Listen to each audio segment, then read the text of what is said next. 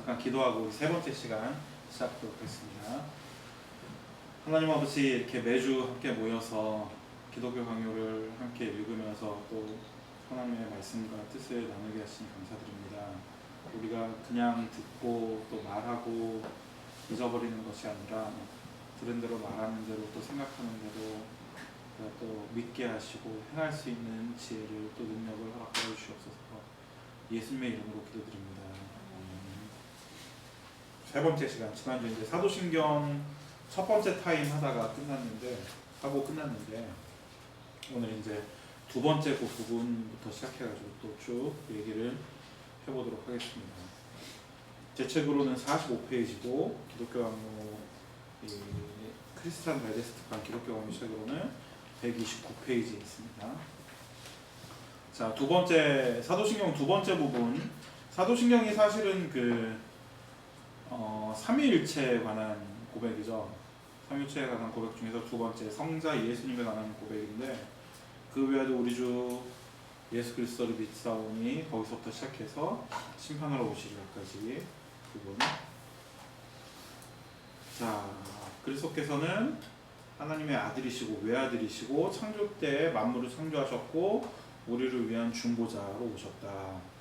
우리가 하나님의 형상대로 만들자라고 이야기할 때 할배는 그것이 그냥 하나님이 혼잣말 하시는 것이 아니라 함께 삼위 하나님이 함께 의논하는 것이다라고 그렇게 해석을 하고 있습니다. 창세기 1장 26절 말씀이죠. 그렇게 해석을 하고 있고, 천사들과 의논한 것도 아니고 그 혼자 중얼거리는 것도 아니며 다만 그의 지혜와 능력께 말씀하고 계시는 것이다. 지혜와 능력이 이제 성자 예수님 지혜와 성령 하나님 능력이라는 얘기 같은데 그렇게 이야기를 하고 있습니다. 의논하셨다. 하나님께서. 그리스도께서는 하나님의 율법에 순종하셨고 인간의 죄값을 치르셨습니다. 그분은 참된 하나님이시기 때문에 하나님의 공의를 완전히 만족시킬 수 있었습니다. 또한 그분은 완전한 인간이시기 때문에 죄를 지은 인간을 대표해서 십자가를 지심으로 그 죄값을 치르실 수 있었습니다. 그러니까 예수님께서는 참된 하나님이자 참된 인간, 100%의 하나님이자 100%의 인간이셨기 때문에 신의 죽음은 신적인 공의를 만족시킬 수 있었고, 인간의 죽음은 인간을 대표해서 죄를 지은 인간을 대표해서 인간의 죄책을 갚을 수 있었다. 그래서 예수님께서는 참된 하나님이자 참된 사람, 신성과 인성 모두를 가지신 분이다라고 가지신 분이어야만 했다. 가지신 분이 죽으셔야만 했다라고 우리가 이야기할 수 있는 겁니다. 이게 이제 다른 종교들이랑도 이게 많이 다른 것 같아요. 다른 종교들은 인간을 대표해서 어떤 인간이 죽임을 당하고 신이 되는 이제 그런 이야기들이 종종 있는데, 신 스스로가 인간이 돼서, 그러니까 인간의 형상을 취한 것도 아니고, 그거를 뭐 다른 데서는 화신, 현신 뭐 그런 이야기를 하지 않습니까? 다른 종교에서는 인간의 모양, 인간인 척 해가지고 내려와서 어떤 고난을 당하고 그런 거는 있어도, 신이 인간 자체가 돼서 참된 인간이 돼서 고난을 당하고 참된 인간으로 또 참된 신으로, 그러니까 인성과 신성 둘 중에 하나를 어느 하나도 포기하지 않은 상태로 죽임을 당해서 이런 신적인 공의와 함께 인간의 대표로서의 어떤 그 대표자 역할을 했다는 것은 우리 기독교가 가지고 있는 아주 특이하다고 할 수 있는 그런 이제 주장인데, 주장이라고 하면 좀 말이 애매하고요. 우리가 가지고 있는 그 특이한 신관이라고 할 수 있는데, 실제로 예수님께서는 참된 하나님이자 참된 인간으로서 이제 이 일을 감당하셨다. 그래서 지난주에도 그 얘기를 제가 조금 길게 했었는데, 예수님의 신성과 인성 어느 한쪽에 치우치지 않고 예수님의 그 두 본성을 우리가 다 균형 있게 받아들이는 게 굉장히 중요한 얘기입니다. 그 두 본성이 결합해서 우리를 구원하신 거기 때문에 우리랑 굉장히 관련이 깊은 겁니다.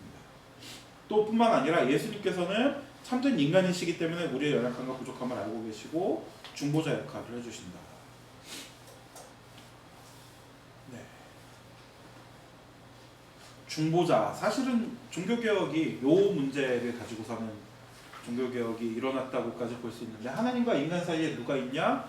카톨릭에서는 사제들이 쭉 있잖아요. 그것도 계급별로 해가지고 부제부터 시작해가지고 부제, 사제, 뭐 주교, 추기경, 교황에 이르기까지 이렇게 계급이 있는데, 근데 그 사람들이 하나님과 인간 사이에서 중보자 역할을 하는 거지 않습니까?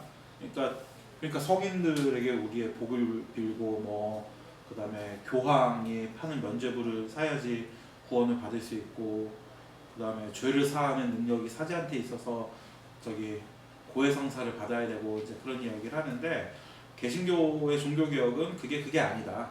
하나님과 인간 사이, 하나님과 나 사이에는, 인간이라고 하면 좀 추상적이고 뜬구름 잡는 것 같으니까 하나님과 나 사이에는 예수님밖에 안 계신다. 그런 게 이 종교개혁의 이유였던 거죠. 종교개혁의 이유였던 거고, 그게 굉장히 중요한 겁니다. 그래서 중보자는 예수님밖에 없다. 하나님과 인간 사이에서 중보자, 네고시에이터는 예수님밖에 없다. 그래서 그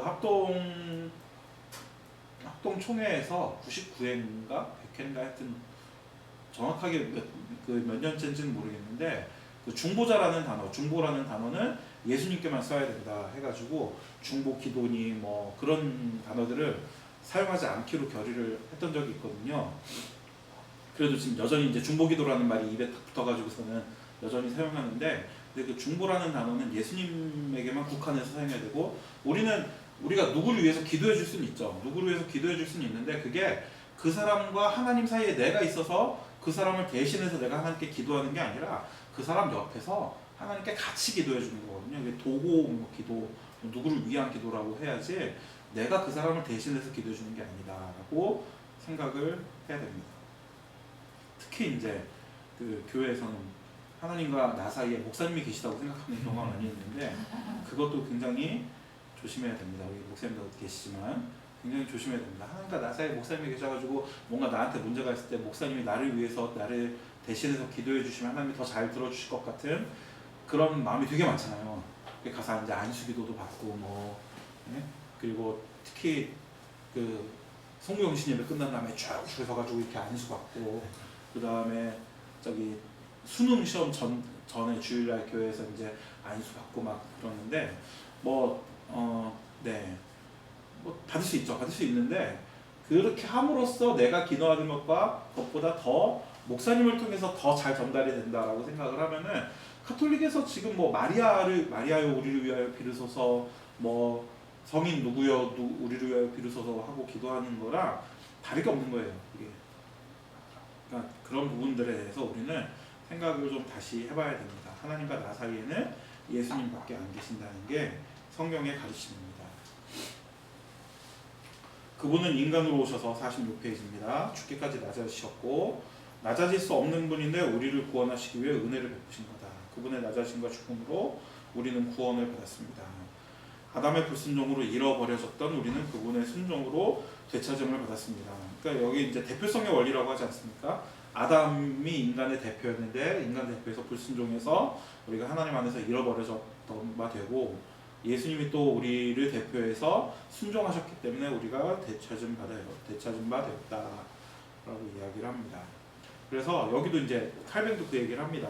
인성이나 신성 가운데 어느 하나를 부인하는 것은 그리스도의 구원과 하나님의 자비와 은혜 전체를 부인하고 거부하는 것이다.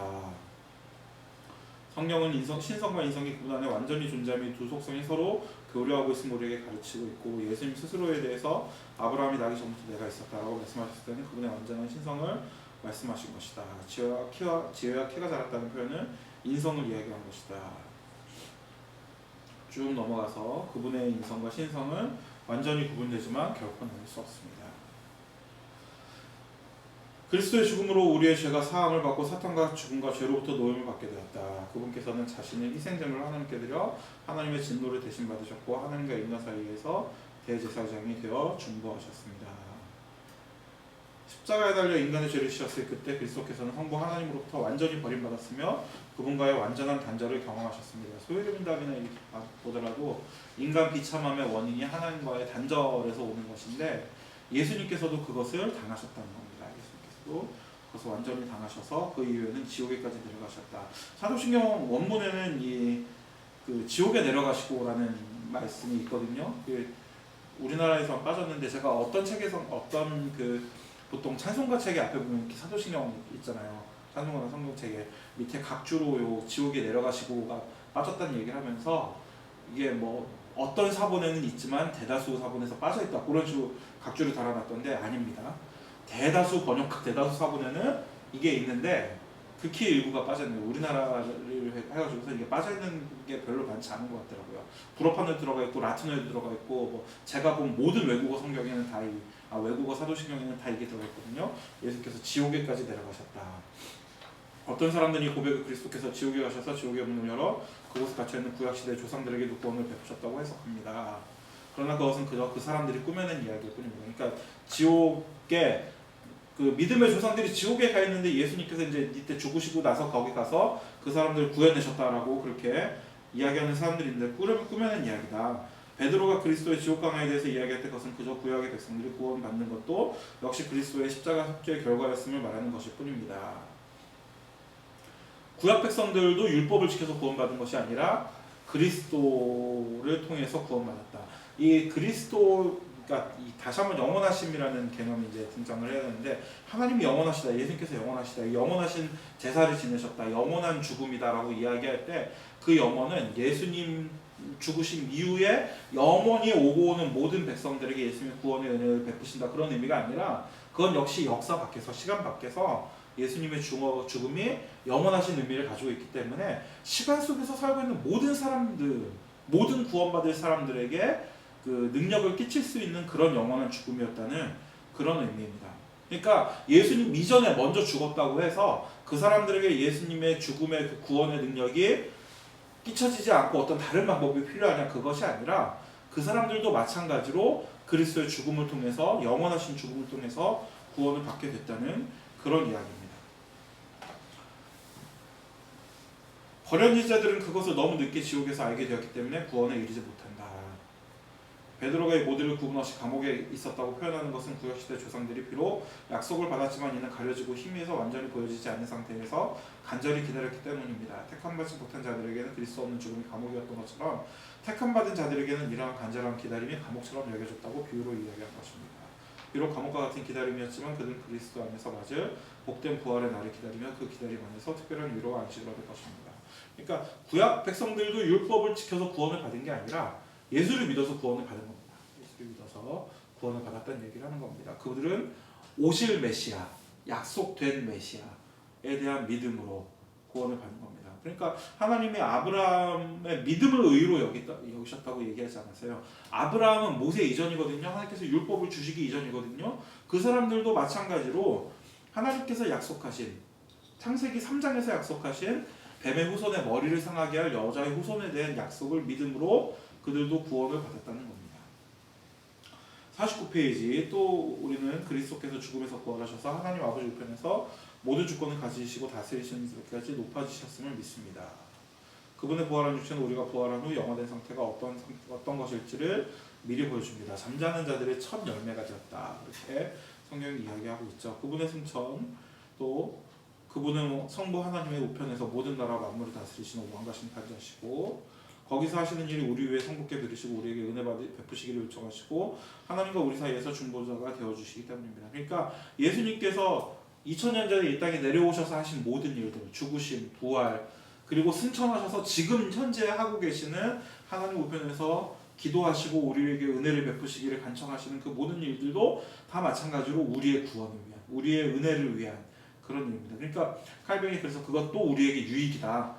예수님께서 거기서 하시는 일이 바로 우리에게 은혜를 베푸시기를 원하시는 일이기 때문에 지금 예수님의 상태, 지금 하나님 우편에 앉아 계시는 예수님의 그 자리도 우리에게 은혜의 자리이다.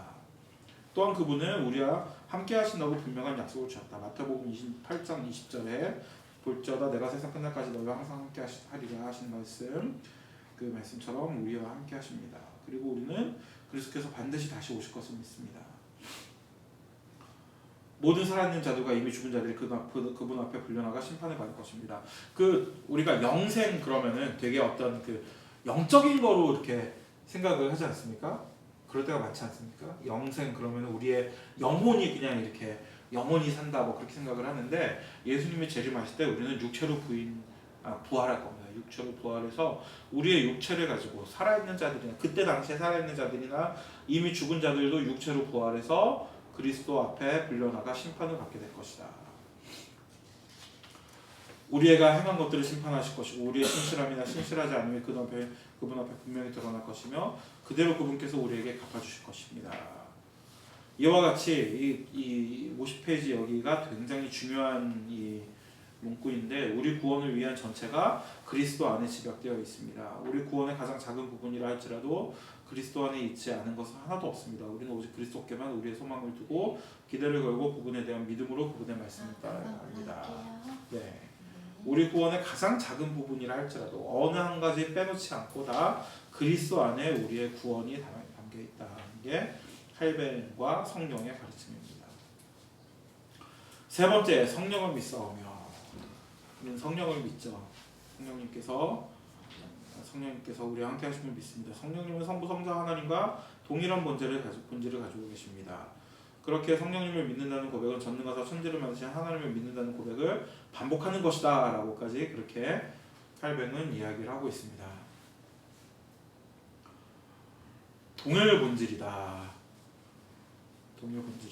그러면서 이 책에는 조금 생략을 했는데 칼뱅은 이제 삼위일체를 하나님의 신비이기 때문에 탐구의 대상이 아니라 경모의 대상이다라고 이야기를 합니다. 우리가 호기심을 느끼는 거, 호기심을 가지는 게 당연하기는 해요. 하나님께서 우리를 그런 존재로 창조하셨기 때문에 어떤 우리가 알 수 없는 무언가 미지의 것을 우리가 이렇게 직면하게 되면 맞닥뜨리게 되면은 거기에 대해서 호기심을 가지고 더 탐구하고 싶고 더 파헤쳐보고 싶은 그런 마음을 가지는 게 당연한데 우리의 호기심이 우리가 그것을 찬양하고 경배하고 그것을 높이는 것보다 더 우리의 호기심이 크다면은 그것도 칼뱅은 이제 피해야 할 일이다. 탐구의 대상이 아니라 경모의 대상이다. 삼위일체라는 이야기를 들었을 때 그것을 알고 싶어하는 마음이 있지만 그 알고 싶어하는 마음보다 더 크게 그 삼위일체를 찬양하고 영광을 돌리고 그분께서 하신 일을 널리 알리는 것에 우리의 그 모든 마음과 우리의 모든 생각이 집중되어 있어야 합니다.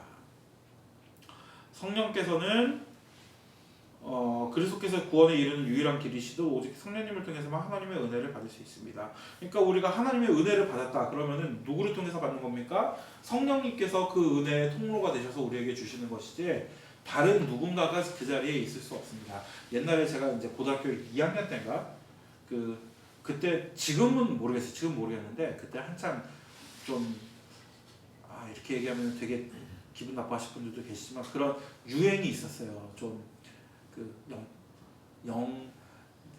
영성이 뛰어나신 나이 드신 권사님들이 이렇게 좀 전화하면 오셔서 기도해 주시고 헌금 받아가시고 이제 그런 일들이 있었는데 저희 집에도 한번 이제 어떤 그 권사님이 오셔가지고 안찰기도 혹시 받아보셨나요? 안찰? 막 때리면서 기도하는 거예요. 어렸을 때 받아봤어요. 예. 어렸을 때 저도 와가지고서 막 가슴팍을 막 때리면서 막 방언으로 기도하시던 이제 예언을 하시는 거예요. 전 세계를 돌아다니면서 세계를 내 집같이 여기는 선교사가 될 거다 이제 그런 기도를 하셨는데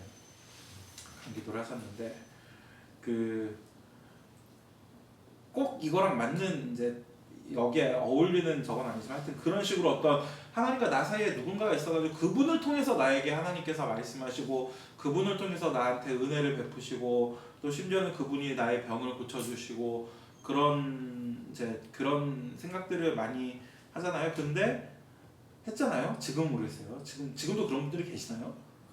지금도 계시나요? 네. 근데 항상 그 공통된 게 뭐냐면 다 세계적인 인물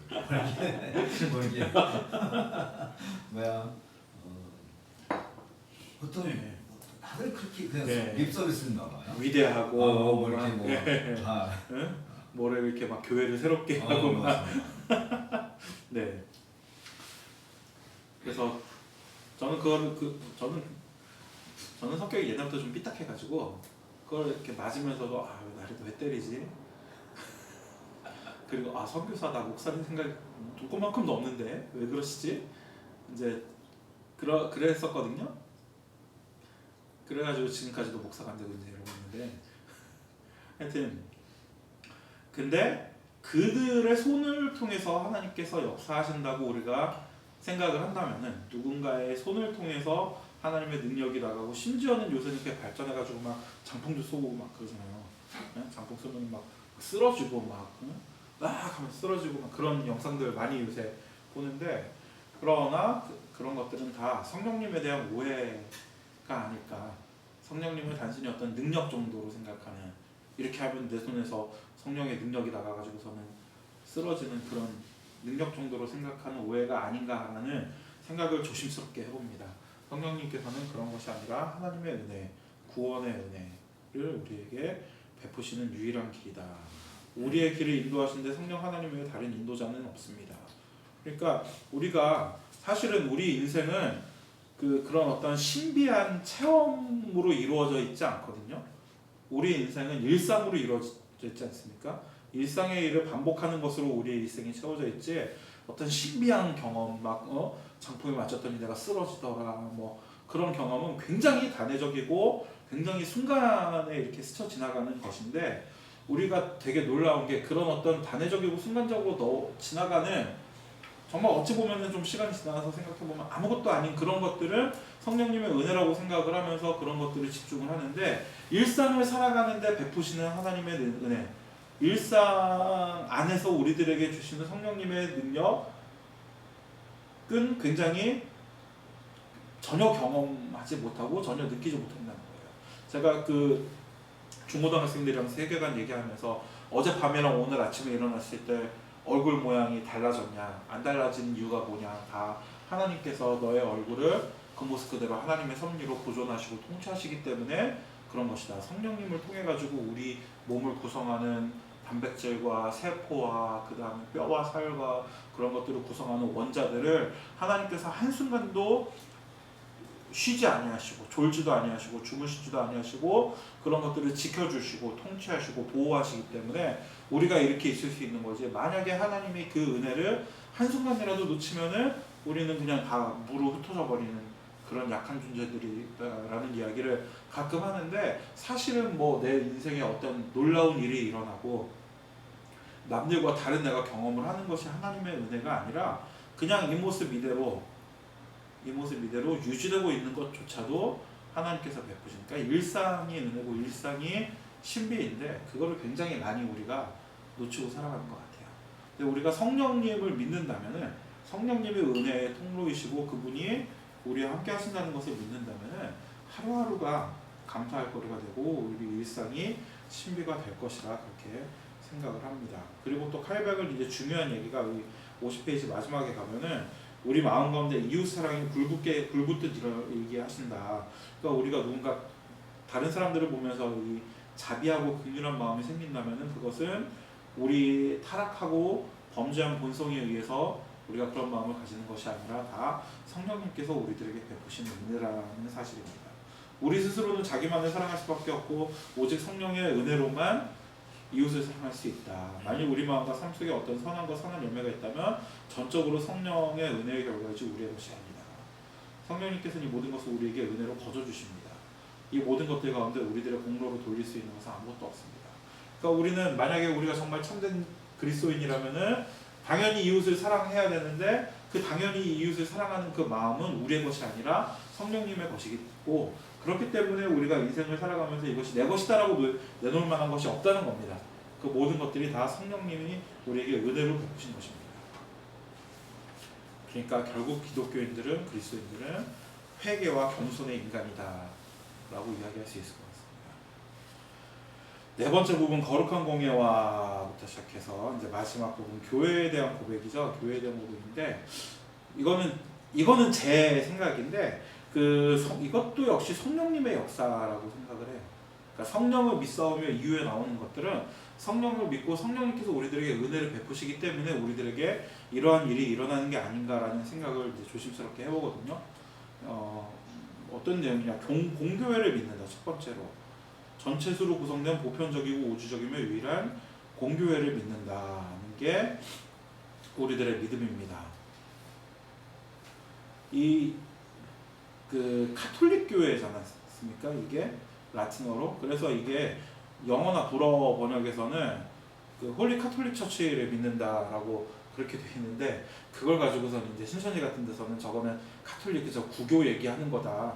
이 사도신경은 구교에서 사람들을 홀리려고 만든 거기 때문에 이거 교회에서 쓰지 말아야 된다는 얘기를 하는데 무식한 얘기죠. 카톨릭은 공교회라는 보편적인이라는 그런 뜻입니다. 그러니까 홀리 카톨릭 처치 하면은 거룩한 본교회 또는 거룩한 보편적 교회라는 그런 의미입니다. 그러니까 그런 데 현혹되지 마시기 바랍니다. 그 선택받은 자들의 수는 우리가 알 수 없는데 왜냐하면 때로는 택함 받지 않는 자들에게도 하나님의 능력이 나타나 마치 그들이 공교에 속한 신자처럼 보일 때도 있고 또 아직 태어나지 않은 택자들도 있기 때문입니다. 그러니까 그 역시 뭐 그 얘기지 않습니까?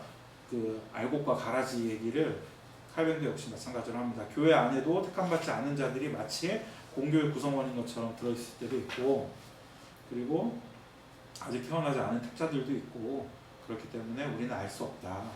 그리스도께서는 이 우주적 교회의 머리가 되신 우리는 그분의 몸이고 지체입니다. 교회는 한 믿음, 한 소망, 한 사랑 안에서 하나입니다. 이게 우리가 많이 근데 이 공교회를 믿는다고 고백하고 그리고 그 이어서 성도가 서로 교통하는 것을 믿는다면은 이게 무슨 얘기냐? 그러니까 모든 교인들이 한 몸으로 연결되어 있다는 얘기거든요. 근데 여기서 그 얘기는 같은 교회 다니는 사람들만 두고 얘기하는 게 아니라 뭐 중동의 지금 이슬람 문화권에서 핍박당하고 있는 사람들, 뭐 북한의 지하교회, 중국의 지하교회 그런 사람들도 다 우리랑 서로 연결이 됐다는 것을 연결이 됐으면 우리가 믿는다는 고백이거든요. 공교회를 고백하고 그리고 성도가 서로 교통하는 것을 고백한다면 손가락에 이렇게 생채기가 나면은 우리가 그걸 보면서 야 너 손가락아 너 되게 아프겠구나 피가 참 많이도 나는구나 그러면서 그걸 감상하고 있습니까? 아니면은 내가 너를 위해서 기도해 줄게 너 어쩜 좋니 그렇게 생각합니까? 그게 아니라 손가락에 생채기가 나면 아프죠. 피가 나면 지혈을 해야 되고 거기서 나는 피는 내 피지 않습니까? 근데 우리가 그런 어떤 핍박받는 성도들의 이야기를 들을 때 그걸 마치 이렇게 보면서 야 너 참 피가 많이 나는구나 내가 너를 위해서 기도해 줄게 너 필요한 게 뭐가 있겠니 라고 생각하는 거랑 굉장히 흡사한 거예요. 이게 뭐 이슬람권에서 누군가 핍박을 당하고 있다 그러면 그 핍박은 어떤 겁니까? 그 핍박은 나의 핍박이라는 겁니다. 성도가 서로 교통한다는 것을 우리가 고백한다는 것은 또는 북한에서 누가 핍박을 당하고 있다 그러면은 그 핍박도 역시 나의 핍박이라는 겁니다. 그게 성도가 서로 교통하고 있고 우리는 그리스도를 머리로 한 몸이기 때문에 그러니까 사도신경을 고백할 때 우리가 굉장히 그냥 거룩한 공예와 성도가 서로 교통하는 것과 죄를 사해 주시는 것과 쭉 넘어가잖아요. 근데 그거를 한마디 한마디 고백할 때마다 우리 속을 굉장히 들여다봐야 될 것 같아요. 네. 하나님이 택한 자들을 구원하시는 방법은 바울의 말과 같습니다. 하나님은 자신의 백성들을 먼저 부르시고 그들에게 자신을 나타내 보여주셔서 그들이 하나님과 아버지를 인정하게 하십니다. 또 그들에게 그리스도의 의의 옷을 입혀 그들을 불완전하게 하시고 그들을 완전히 의로운 존재로 여겨주십니다. 그리고는 마침내는 그들을 영화롭게 하십니다.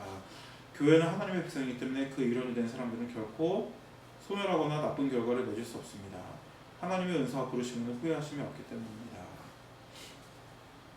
쭉 얘기를 하면서 이제 그 은사에 대해서 또 우리가 받는 어떤 은혜에 대해서 쭉 이야기를 하고 있습니다. 그리스도 한 분만 우리의 것이라면 우리의 구원과 선을 위해서 더 이상 우리에게 필요한 것은 전혀 없습니다. 이는 선포되는 말씀을 받아들이고 이에 만족하는 자들에게만 유효하고 하나님은 그런 자들을 자신의 자녀로 삼아주십니다. 말씀의 사역자들에 의해서 선포되는 하나님의 복음의 말씀을 받아들이지 않는 자들은 이미 그것으로 심판을 받은 것이다. 도덕적으로 완벽하지 못하더라도 믿음으로 세례를 받고 성찬에 참여하는 자들은 교회의 일원이라고 볼 수 있습니다. 자신들의 죄악을 열렬히 사랑하거나 자랑하지 않으며 입에 부끄러워하며 회개할 것으로 여긴다면 그렇게 여겨도 좋을 것입니다. 그러니까 칼뱅도 되게 우리는 칼뱅하면은 제네바의 독재자 그렇게 생각을 하는데 칼뱅도 글 쓰는 거 보면은 되게 그런 부분에 있어서 인간의 나약함을 잘 알고 있고 그런 것들 이야기합니다. 여기 얘기하는 것처럼 도덕적으로 완벽한 사람이 누가 있겠습니까? 사실 도덕적으로 완벽한 걸 따져서 그리스도인의 일원이다라고 우리가 인정을 하려면은 그렇게 인정받을 만한 사람이 누가 있겠습니까? 다만 도덕적으로 완벽하지 못하더라도 자기가 죄인임을 깨달아 알고 슬퍼하고 회개하고 그 죄를 자랑하지 않는다면은 그들을 우리는 그리스도인으로 받아들여도 된다라고 이야기를 합니다. 그러나 죄악이 현저히 드러난 자들, 같은 신학을 고백하지 않거나 행위로는 하나님과 믿음에 대한 고백을 부인하는 자들은 교회의 일원이 아닌 것으로 여긴다. 근데 이제 여기서도 중요한 얘기가 나오죠. 그들을 영원한 불구덩이에 쳐넣기 위해서가 아니라 그들이 자신의 죄를 깨닫고 부끄러워하며 회개하도록 이끌기 위해서이다. 그러니까 이게 그 징계의 교회에서 하는 징계의 핵심입니다. 징계의 핵심은 그들에게 벌을 주는 것이 아니라 자신의 죄를 깨닫게 하기 위해서 사랑의 이유로 징계를 해야 됩니다. 출교는 교회를 거룩하기 위해서, 권증과 출교를 시행하는 이유는 그리스도의 이름으로 한다는 악행으로 하나님의 영광을 가리지 않기 위해, 타락한 자들의 행위가 선한 자들에게 전염되는 것을 막기 위해, 타락한 자들이 부끄러움을 느껴 회개하도록 이끌기 위해서, 이런 이유로 권징을, 징계를 우리가 해야 한다. 지금은 가만 보면은 이게 그 출교 같은 거를 목사님 반대파의 입을 막기 위한 도구로 사용하는 경우가 훨씬 많은데, 이 세 가지 이유를 비춰봤을 때 잘못된 것입니다. 그러니까 출교하는 이유는 그 입을 막고서는 우리 교회랑 상관없는 사람을 내어 쫓기 위해서 출교를 하는 게 아니라 돌아오게 하기 위해서 임시적으로 벌을 주는 것이라고 우리는 그렇게 받아들여야 한다는 것입니다.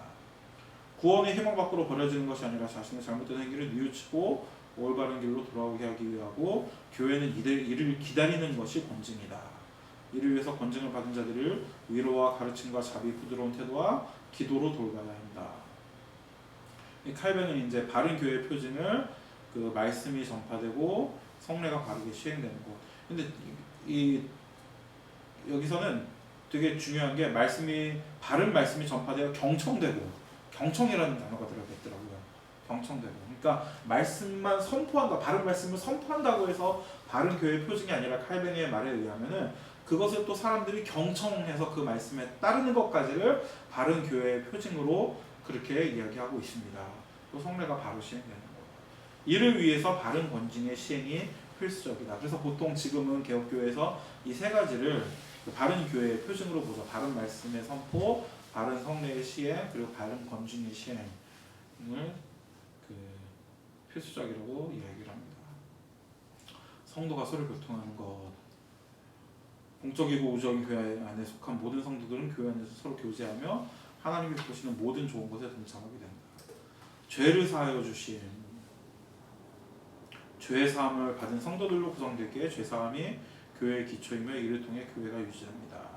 신자들은 죄를 혐오하고 죄와 거기서 나오는 모든 것들을 죽이는 자들입니다. 신자의 삶은 계속되는 회개의 삶이다. 몸이 다시 사는 것과 영원히 사는 것, 56페이지죠. 우리의 죽음과 시간의 긴 흐름도 하나님께서 우리 몸을 다시 살리시는 것을 막지 못합니다. 제가 그래 얼핏 듣기에 옛날에 이 부활 때문에 가톨릭인가 어딘가에서 화장을 반대한다고 그렇게 들은 기억이 있거든요. 그리고 화형하는 이유도 부활을 못 시키기 위해서 화형하는 이유가 있다, 뭐 그런 얘기도 들은 적이 있고. 근데 이게 한 죽은 지 1000년 정도 지난 사람의 잔해도 모아가지고 부활시키실 것 같으면은 화형당한 사람의 그거는 부활 못 시키시겠습니까? 하나님의 능력을 너무 우리 인간의 생각으로 재단하는 것 같으면 시간의 긴 흐름도 하나님께서 우리 몸을 다시 살리시는 것을 막지 못하십니다. 우리 몸은 부활로, 우리 육체로 부활하게 될 것입니다. 이제 중고등학생들이랑 이 얘기를 하면서 물어봐요. 쌍수 전후로 부활하겠냐, 쌍수 후로 부활하겠냐. 쌍수 뭔지 모르시죠, 목사님? 쌍꺼풀 수술. 쌍수 전후로 부활하겠냐, 쌍수 후로 부활하겠냐. 그럼 애들은 다들 제발 쌍수 후로 부활하게 해달라고 그렇게 이야기를 하거든요. 근데 답은 쌍수 전이건 쌍수 후건 하나님과 우리가 보기에 가장 아름다운 모습으로 부활할 것이다. 쌍꺼풀이 없는 민꺼풀의 눈도 그때는 아름다울 것이다 라는 게 답이라고 믿습니다. 이 뱃살도 만약에 빼지 못하고 죽는다면은 뱃살 그대로 부활하더라도 그것이 아름다워 보이는 것이라고 간절히 믿고 있습니다. 네. 그런 용감 마음을 주시겠어요. 예? 그렇게 볼 수 있는 마음이 되어 있겠죠. 그러니까 이 얘기의 핵심은 부활하는데 우리가 육체로 부활을 하는데, 육체로 부활한 그 육체는 그때의 기준은 지금의 기준과는 다를 것이다라는 게 핵심인 것 같아요. 아이들이랑 그런 얘기를 할 때 결국엔 아이들도 그렇게 결론을 내더라고요. 대부분의 아이들이 이렇게 이거 가지고 이제 좀 얘기를 하고 있으면은 결국에는 어떻게 부활해도 그 부활한 게 예수님께서 부활하신 모습처럼 영화로운 모습이고 영화로운 몸이기 때문에 쌍수가 있건 없건 혹은 뱃살이 있건 없건 간에 그것은 어찌됐건 아름다운 것이 아니겠냐라는 것으로 대부분은 그렇게 결론을 내는데 저는 그게 맞는 것 같아요. 아름답게 부활할 것입니다. 교회는 이 믿음, 소망, 사랑 위에 서집니다. 믿음은 신실하신 하나님이 우리 아버지이심을 믿는 것이고 소망은 그 신실하신 하나님께서 우리에게 항상 신실히 행해 주실 것을 바라고 확신하는 것이고 그 열매는 사랑이다. 믿음과 소망과 사랑은 성령의 은사이며 하나님의 자비가 아니고는 시작할 수도 유지될 수도 없는 것입니다. 이 모두를 하나님께 구해야지 우리 안에서 차지를 하면 안 됩니다. 그러니까 칼뱅 글을 읽다 보면 되게 재밌는 게 중간에는 계속 뭘 해야 된다 얘기를 하거든요. 근데 결론은 그렇게 하는 모든 것이 다 하나님의 은혜이다. 근데 이게 개혁주의의 또 다른 핵심인 것 같아요. 우리가 열심히 뭔가를 하더라도 돌이켜 생각해보면 그게 내가 열심히 해서 된 게 아니라 그 뭐라도 하나님의 은혜라고 고백할 수밖에 없는 것이 이게 또 개혁주의의 매력이 아닌가. 내 것이 아니라 하나님의 것이라고 고백할 수 있는 것이 그렇습니다. 자, 기도. 앞에 율법은 십계명, 믿음은 사도신경, 기도는 이제 주기도문이 나옵니다. 기도. 지금까지 계속 강조해왔지만 인간에게 정말로 필요한 것은 우리 안에서 찾을 수 없고 우리 외부에서 도움을 구해야 합니다. 근데 이 지식 자체가 우리가 스스로 가질 수 있는 지식이 아니라 이것은 성경을 통해서 하나님의 은혜로 복음으로 우리에게 주어지는 지식인 것 같아요. 그렇게 주어지지 않은 채로도 이런 지식을 가질 수가 있거든요. 그러니까 나에게 뭔가 결핍이 있고 내 인생에 결핍이 있고 내가 뭔가 잘못되었다라는 그거는 복음이 아니더라도 그 생각은 가질 수 있거든요. 근데 복음이 아닌 상태에서 그 생각을 가지게 되면은 다른 걸 하게 되는 거죠. 참선을 한다든지 다른 신에게 조아린다든지. 근데 우리가 정말로 우리 자신에 대해서 정말 제대로 그 판단이라고 해야 될까? 진단을 내리기 위해서는 오직 하나님의 말씀과 복음에 의해서만 진단을 내릴 수 있습니다. 그리고 그런 경우에만 그 복음에 의해서만 또 하나님의 말씀에 의해서만 그런 진단이 내릴 때 비로소 우리에게 정말 필요한 것도 그 안에서 발견할 수 있다. 하나님과 삼일체 하나님 안에서 발견할 수 있다는 그런 그 진단을 복음 안에서만 또 내릴 수 있습니다. 기도는 하나님 안에서 우리의 도움을 구하고 찾는 것이다 라고 이야기를 합니다. 자, 올바른 기도를 위해서는 두 가지 규칙이 있는데 첫 번째는 우리 자신이 가치 있다는 확신을 모두 버리자 오직 주님께만 영광을 돌리는 것입니다. 이게 제일 힘든 것 같아요. 우리 자신에게 그러니까 본질적으로 나한테 어떤 가치가 있기 때문에 뭔가를 추구하게 되는 것 같거든요. 그러니까 나에게는 연봉을 1억을 벌 만한 가치가 있어. 나에게는 35평은 요새 좀 좁나요? 몇 평 정도 얘기해야 돼요? 48평. 48평? 네. 나한테는 48평 정도 되는 집에 살 만한 가치가 나한테 있기 때문에 그걸 추구해야 돼 라고 생각을 해서 그런 것들을 하나님께 구하는 사람들이 많지 않습니까? 네? 이 회사에서 저 회사로 돈 더 많이 버는 회사에 들어가게 해주세요. 돈 많이 버는 회사에 가기 위해서 좋은 대학에 들어가게 해주세요. 그런데 나한테 그런 가치가 있다는 사실을 나한테 그런 가치가 있다는 사실이 아니라 나한테는 그런 가치가 없다는 사실을 복음을 통해서 깨닫고 내려놓을 때 비로소 참된 기도를 드릴 수가 있게 되는 것 같아요. 그러니까 나를 위해서 구하는 게 아니라 가치는 나를 위해서가 아니라 가치가 없기 때문에 하나님의 도우심을 구하는 그렇게 되면은 48평 집을 구하진 않을 거거든요. 이렇게 얘기하면은 좀 너무 레디컬한가요? 너무 극단적인가? 하여튼 네. 두 번째는 다른 의도나 마음을 품지 않고 오직 주님의 영광만을 구한다면 하나님은 우리가 구하는 것을 반드시 우리에게 주신다는 것을 믿는 것입니다. 그러니까 좀 전에 너무 레디컬한가요 하고 여쭤봤지만 사실은 칼뱅이 이렇게 레디컬하게 이야기하고 레디컬한 삶을 살았거든요. 그러니까 좀 좋은 게 좋은 거지 하면서 좀 더 좋은 거, 좋은 집에서 뭐 맛있는 거 먹고 월급 많이 받고 그런 그런 삶을 추구하지 않고 끝까지 그것이 자기에게 환란이 되더라도 자기가 성경을 통해서 깨달은 것을 놓치지 않는 삶을 칼뱅뿐만 아니라 많은 우리 그리스도인들이 살아오고 있지 않습니까? 그러니까 이런 이야기를 하는 게 레디컬하다라고 이야기할 수는 없을 것 같아요. 제 생각에는. 우리의 기도는 그래서 나를 위해서 뭔가를 구하는 기도가 아니라 오직 하나님의 영광을 위해서 오직이라는 단어를 꼭 붙여서 레디컬하게 만드는 게 답인 것 같습니다. 그게 오직 하나님의 영광을 위해서. 네, 실제로 제가 그런 이야기를 들어봤는데 이런 이야기를 하면은 하나님의 영광을 위해서 넓은 집에 살아야 되지 않겠냐. 그런 말씀 하시는 분들이 꼭 계시거든요. 그렇지. 하나님의 영광을 위해서 좋은 회사 들어가야 되지 않겠냐. 하나님의 영광을 위해서 뭐 재산이 통장에 그냥 현찰만 10억 원 있어야 돼.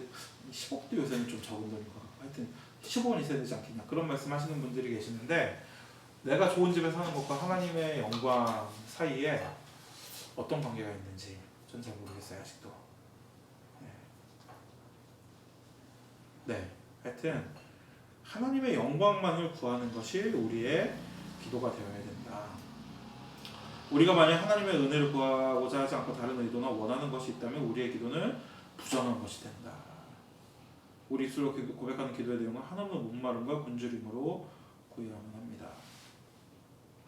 하나님 우리에게 기도하라고 명령하실 뿐만 아니라 구하는 것은 무엇이든 받은 줄로 확신케 하는 약속도 주셨습니다. 또 하나님께서 약속하셨기 때문에 우리에게 소망이 있다. 하나님께서 약속을 주셨기에 우리의 필요를 억누르고 그분의 도움을 구하지 않는다면 하나님 아닌 다른 것에서 우리의 도움을 찾는다면 이는 오히려 우리에게 화를 불러일으키는 것입니다. 우리가 만약 우리의 도움을 하나님 외의 다른 것에서 찾는다면 이는 이스라엘 백성이 하나님의 이방신에게 도움을 구한 것 같이 우상을 섬기고 그 앞에 절하는 것과 같은 일이 됩니다. 하나님은 우리에게 분명한 약속을 주셔서 그분께로 피하는 자를 구하시고 그분께 구하는 자들에게 주시겠다고 하셨습니다. 기도는 그런 그분의 약속에 근거합니다.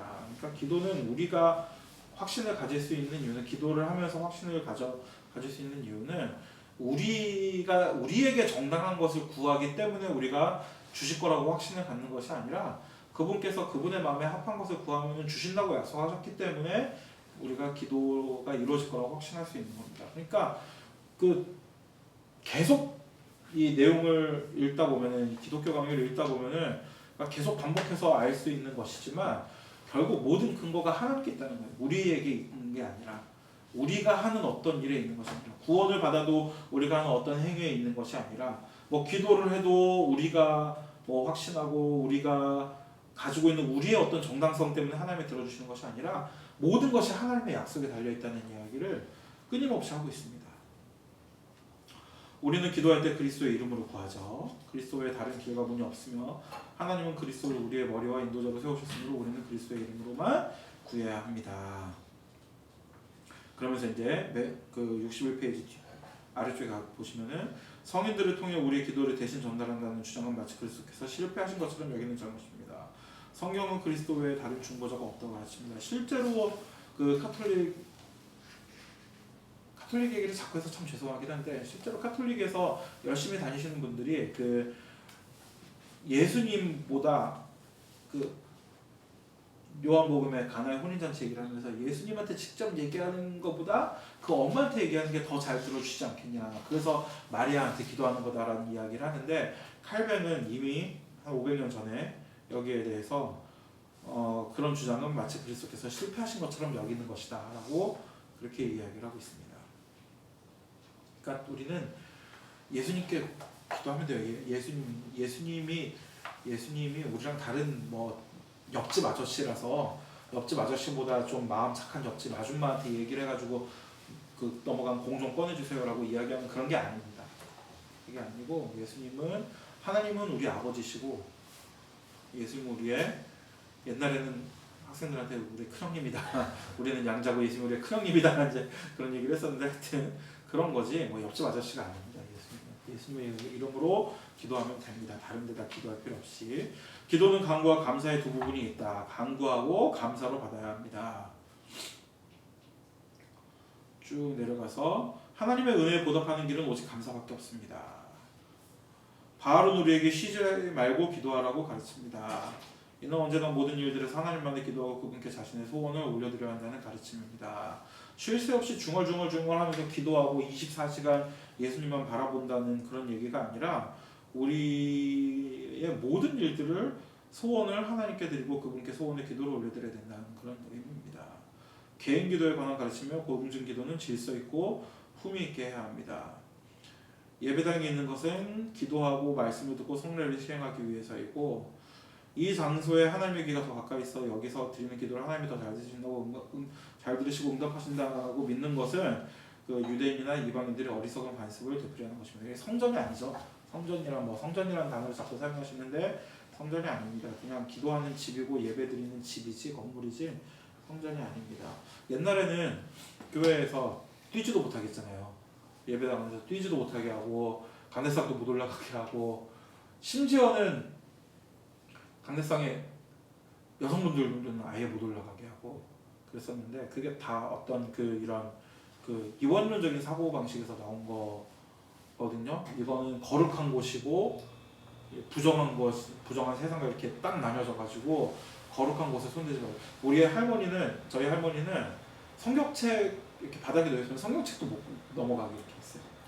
성경책 이렇게 건너가면은 되게 야단맞았거든요. 거룩한 하나님의 말씀을 넘어간다고. 성경의 말씀을 우리가 존중하는 것은 정말 아름다운 일이지만 그 자체가 우상이 돼서는 안 되죠. 그리고 합동 측에서는 앞에 십자가 못 달게 했어요. 그것도 총의 결의로 십자가를 그 예배당 안에 못 달게 했는데 왜 그러냐면은 십자가 붙잡고서는 마치 그 십자가를 그 새벽에 정화수 물도 녹색 이렇게 비는 것처럼 십자가를 그런 용도로 사용하니까 그것도 일종의 우상 숭배라고 해서 떼게 했는데 상당히 저는 합당하다고 생각을 합니다. 그러니까 어떤 것들을 우리가 그러니까 어떤 것들이 더 거룩하고 더 이것이 더 세속을 벗어나 하나님의 것이다라고 생각하는 순간 우상 숭배에 빠지게 될 위험성이 굉장히 높은 것 같아요. 굉장히. 그러니까 교회를 자꾸 성전이라고 하면서 성전 건축 그런 걸 위해서 어떻게 해야 된다 그런 얘기는 좀 우리가 지양해야 될 것 같습니다.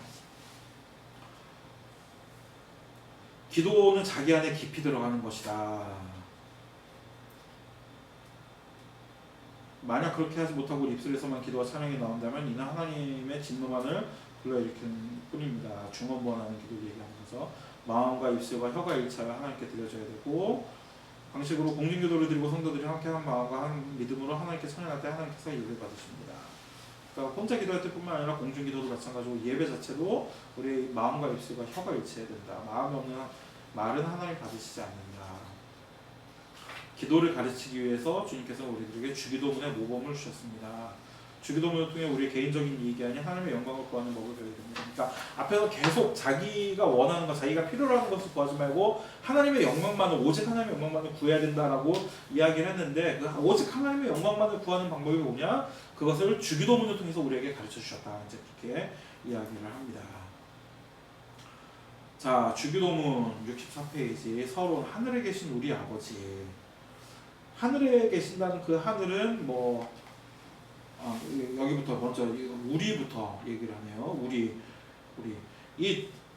이쪽 문명권 사람들, 그러니까 서양 문명권 사람들에게 우리라는 단어는 굉장히 좀 친숙하지 않은 단어더라고요. 보니까 그러니까 우리는 우리 아버지, 우리 집, 우리 엄마 그렇게 얘기를 하는데 이 사람들은 칼같이 내 아버지, 내 집, 내 엄마 그래요. 그러니까 한글 학교에서 이 꼬맹이들 만 3세 애들을 모아놓고 그렇게 가르쳐도 걔네들도 하나같이 내 엄마가 기다리고 있어, 내 집 갈 거야 그런 식으로 내 거라고 하지 우리라고를 안 하거든요. 근데 칼뱅은 이제 그 관점에서 이야기하는 건지는 모르겠지만 칼뱅은 하나님이 우리 하나님이고 우리 아버지고 그렇기 때문에 공동체가 되어야 된다라고 이야기를 합니다. 주변에 있는 사람들은 구제로, 그러니까 우리 아버지라는 이야기를 하면서 그 구제하는 이야기를 연결지어서 이야기를 하고 있어요. 주변에 있는 사람들은 구제로 직접 도울 수 없지만 우리 눈에 보이지 않는 지체들의 빈곤은 알 수 없지만 기도로 도울 수 있다라고 이야기를 합니다. 그러니까 아까 제가 그 사도신경에서 성도의 성부가 서로 교통하는 것과 하면서 이렇게 막 생체가 아픈데 아프겠구나 그러는 게 아니라 기도로 도우고 우리가 뭐 할 수 있으면 돈으로 또 여러 가지 방법으로 도울 수 있겠지만 핵심은 뭡니까? 아프겠구나 하면서 타자화시키는 게 아니라 객관화시키는 게 아니라 그게 주관적인 나의 아픔이 돼서 그럴 때 기도하는 게 비로소 참된 기도라는 겁니다. 나의 아픔으로 기도하는 것. 그리고 그분은 우리의 아버지십니다. 그분은 하늘의 온갖 보화를 소유하고 계시며 이를 자녀인 우리에게 아낌없이 나눠주시는 분이십니다. 우리의 모든 좋은 것은 아버지이신 그분께서 우리에게 주신 것이다. 하나님이 하늘에 계시다는 고백은 하늘이라는 환경에 갇혀 있는 것이 아니라 그분께서 온 세상에 충만하신 것이고 우리가 그분을 완전히 이해하는 것은 불가능하고 우리 생각과 감정으로 그분을 제한하는 것도 불가능하다는 고백이다. 가끔 자기의 경험과 자기의 지식으로 하나님이 이럴 것이다 라고 제안하는 경우를 보거든요. 사실은 이게 대부분의 사람들이 좀 그런 것 같아요. 대부분의 사람들이 내가 아는 데까지만이 하나님이고 그 밖에 하나님은 좀 그 밖에 어떤 내가 모르는 영역에서의 하나님에 대해서 이야기하는 거를 조금 이상하게 받아들이는 경우가 저도 그럴 때가 굉장히 많거든요. 저도 누가 이렇게 딴 얘기하면 내가 아는 거를 다른데 저 이상한 거 아니야 라는 생각을 부지불식간에 은연중에 그런 생각을 하게 되는데 굉장히 조심해야 되는 일이라고 생각을 합니다. 그러니까 우리가 아는 것을 넘어서는 하나님이라는 사실을 반드시 우리가 기억을 하고 겸손하게 그 앞에 있어야 될 것 같습니다. 첫 번째 강구, 이름이 거룩히 여김을 받으시오며. 이름은 하나님의 그냥 뭐 여호와, 엘샤다이, 뭐 아도나이 그런 하나님의 이름이 아니라 하나님을 표현하는 모든 하나님의 속성, 권능, 지혜, 의, 자비, 진리, 위엄, 하나님의 본질, 하나님의 모든 것을 그냥 이름이라는 한 단어에다가 압축해서 사용하는 겁니다. 그런 것들의 그것이 모든 사람들에 의해 거룩히 여김을 받고 모든 것들에 그분의 영광이 비춰지게 기도한다. 온 세상 그 어디라도 그분의 영광이 비춰지지 않는 것이 없다. 모든 것이 그분께 영광을 돌려야 된다라고 이야기를 하죠. 그러니까 이건 다시 한번 얘기하지만 우리 인간만 그렇게 하는 것이 아니라 모든 만물이 주어진 일을 하면서 하나님께 영광을 돌리고 있다는 사실을 우리가 기억을 한다면은 밖에 지금 이제 완전히 초록색이 됐는데 저희 집에서 이렇게 밖에 내다보면은 굉장히 커다란 나무가 있거든요. 건너편에 굉장히 커다란 아파트 뭐 한 10층 정도 높이까지 이렇게 올라와 있는 나무가 한 그루 있는데 저희가 지금 살고 있는 집에 한 3년 반째 살면서 보면 3년 반 동안 계속 나무가 변하는 게 보여요. 매일 실시간으로 어느 순간 초록색이 돼 있고 어느 순간 다 이렇게 낙엽이 떨어지고 그러는데 그런 걸 보면서도 저게 그렇게 하면서 하나님께 영광을 돌리는구나. 하나님께서 정하신 때가 돼서 이파리가 나고 또 정하신 때가 돼서 단풍이 들고 낙엽이 지고 하는 것을 통해 하나님께 영광을 돌리는구나 하는 생각을 자주는 아니고 아주 가끔 있다 좀 하거든요. 근데 우리가 세상 만물을 보면서 그 만물들이 하나님께 영광 돌리는 것을 좀 읽어낼 수 있다면은 우리 삶이 좀 더 풍성해지지 않을까 그렇게 생각합니다. 두 번째 강구, 나라가 임하시오며. 하나님의 말씀이 어떤 고난과 비난과 모욕 가운데서도 자라나고 흥왕하고 그 백성들이 그 말씀에 순종하고 하나님만이 높임을 받으시고 그 모든 것 가운데 모두가 되시기를. 그래서 하나님의 나라가 임하시기를 기도합니다. 너무 멋진 말 아닙니까? 모든 것 가운데 모두가 되시기를. 그런 말들. 하나님의 나라는 성령님을 통해 그분의 백성을 다스리시고 그분의 선하심과 자비와 표가 그 백성들이 하는 모든 일들에 나타나는 나라입니다. 하나님의 나라는 이 세상에 있으나 이 세상에 속하지 않은 나라입니다. 그 나라는 영적인 것이고 부패하지 않으며 이 세상에서도 열매를 맺을 것입니다. 우리가 하나님의 말씀에 순종하며 기도할 때 그분의 나라가 이 땅에 임하실 것을 믿습니다. 그리스도께서 다시 오실 때 그분의 나라는 이 세상에 완전히 임하시고 완전해지고 완성될 것을 우리는 믿으며 소망합니다. 그날에는 그분만 높임을 받으시고 그의 백성은 영광을 받겠지만 사탄의 나라는 파괴될 것입니다. 우리가 순종할 때 그분의 나라가 이 땅에 이루어진다. 우리가 그분의 나라가 이루어지기를 기도하면서 그분의 말씀에 순종할 때 이 땅에 그분의 나라가 임하게 된다. 라는 얘기죠. 세 번째 강구, 뜻이 하늘에서 이루어진 것 같이 땅에서도 이루어지다. 온 우주 어디서라도 거기에서 일어나는 모든 일들이 하나님의 뜻을 따라 다듬어지고 만들어지기를 그 모든 일들과 결과를 하나님께서 다스리시고 거기 사는 모든 창조물들을 하나님의 결정에 따라 사용하시기를 그리고 그 모든 존재들이 어떤 일이든지 하나님께 복종하기를 기도합니다. 그러니까 하나님께서 말씀하셨을 때 세상이 그 말씀으로 창조된 것처럼 지금도 하나님께서 그 말씀으로 세상을 다스리고 계시고 이 세상 만물이 하나님의 말씀에 복종하고 있는 것처럼 우리 역시 복종할 때 비로소 하나님의 뜻이 이 땅에 이루어지는 것이다 라고 저는 그렇게 생각을 합니다. 여기서도 마찬가지로 그 이야기를 하고 있고요. 우리가 이같이 기도할 때 우리가 원하는 것을 하나님이 이루어주셔서 응답하시길 바라는 것이 아니라 오히려 우리의 기도 내용이 하나님의 뜻을 구하는 것이 되며 우리가 원하는 것이 아니라 하나님의 뜻이 우리에게 이루어지기를 기도합니다. 우리는 굉장히 이거를 역전해서 생각을 하잖아요. 하늘 뜻이 하늘에서 이루어진 것 같이 땅에서도 이루어지기를 기도하는 게 아니라 내 뜻이 하나님께 들려져가지고 내 뜻이 하나님을 통해 이루어지기를 기도하지 않습니까? 근데 그거는 거꾸로 기도하는 거죠. 거꾸로 내 뜻을 마치 하나님을 무슨 그 컴퓨터나 로봇처럼 내 뜻을 딱 입력하면 하나님이 그대로 행해야 되는 것처럼 생각을 하고 그렇게 안 해주시면 하나님이 잘못하는 거고 막 그렇게 생각을 하는데 그건 너무 우리가 거꾸로 기도하는 칼뱅에 의하면은 그것은 기도가 아니다 라고 이야기할 수 있을 것 같습니다. 그러니까 하나님의 뜻이 나를 통해서 이 땅에 이루어지도록 하는 것이 우리 기도의 핵심이 되어야 합니다. 우리의 계획이나 바라는 것들이 이루어지는 것이 아니라 그분의 작정이 온전히 이루어지는 것이다. 그것을 통해서 우리 속에 정한 마음과 새 영을 창조하시고 우리가 이전에 갖고 있었던 우리의 욕심과 정욕, 즉 옛사람 소망과 바램, 즉 우리 자신은 소멸하기를 기도합니다. 이 첫 새 강구는 우리의 기도가 오직 하나님의 영광과 그분의 나라를 구하는 것이어야 하며 우리 자신이 필요하다고 생각하는 것들, 우리가 가진 욕심을 위해 기도해서는 안됨을 가르친다고 칼뱅은 다시 한번 강조하고 있습니다.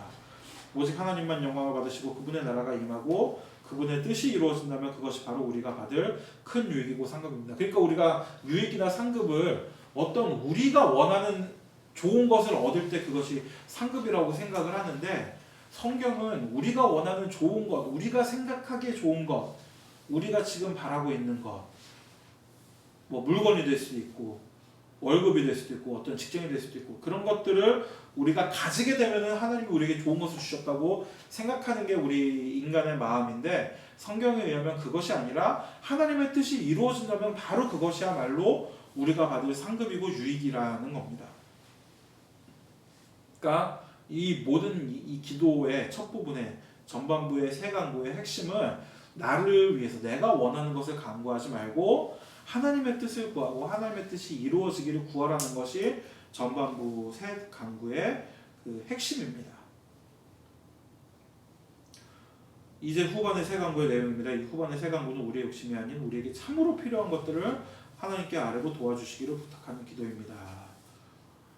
네, 오늘 여기까지 하고 다음 주에 또 이 네 번째 강구부터 다시 이야기를 하도록 하겠습니다. 그러니까 이 기독교 강요를 뭐 제 책이 아니라 기독교 강요 이 본책을 읽으셔도 아시겠지만 내가 없어지는 게 목적이에요. 내가 없어지는 게 내가 원하는 것 또는 내가 선하다고 생각하는 것 또는 내가 해낼 수 있다고 생각하는 것 내가 해내서 구원을 받고 내가 원해서 기도해서 받게 되고 하는 내가 없어지고 하나님께서 나에게 어떤 은혜를 베푸시고 하나님께서 나에게 어떤 뜻을 요구하시고 하나님께서 나에게 무엇을 명령하시는가 하나님께서 나에게 무엇을 주시는가가 결국에는 성경의 핵심이거든요. 그러니까 그거를 우리가 빨리 좀 캐치를 해야 될 것 같습니다. 그러니까 나 중심으로 뭐 굉장히 많이 이런 말씀들 목사님들도 하시고 그러는데 나 중심으로 하는 것이 신앙이 아니라 하나님 중심이 되는 것. 하나님 중심으로 우리의 시선을 바꾸는 것이 중요한 것 같습니다. 자, 여기까지 오늘 기도해 주시고 네 다음 주에 하시고 그럼 제가 잠깐 기도하고 오늘 마치도록 하겠습니다. 기도하겠습니다. 하나님 오늘 사도신경 중간부터 또 기도 중간까지 우리가 같이 돌아봤는데 결국 그 모든 말씀의 모든 가르침의 또 모든 성령의 핵심은 내가 원하는 것, 내가 바라는 것 또는 내가 할 수 있는 것 내가 해내야 하는 것들이 핵심이 아니라 하나님이 우리에게 주시는 은혜가 핵심임을 우리가 배웠습니다. 기억하게 하시고 우리가 인생을 하나님 나 중심으로 살아가지 않고 주께서 나에게 주시는 은혜를 중심으로 그 은혜에 감사하며 그 은혜에 충만하여 살아가는 저희들이 될 수 있도록 은혜 베풀어 주시옵소서. 예수님의 이름으로 기도드립니다. 아멘. 수고하셨습니다. 감사합니다.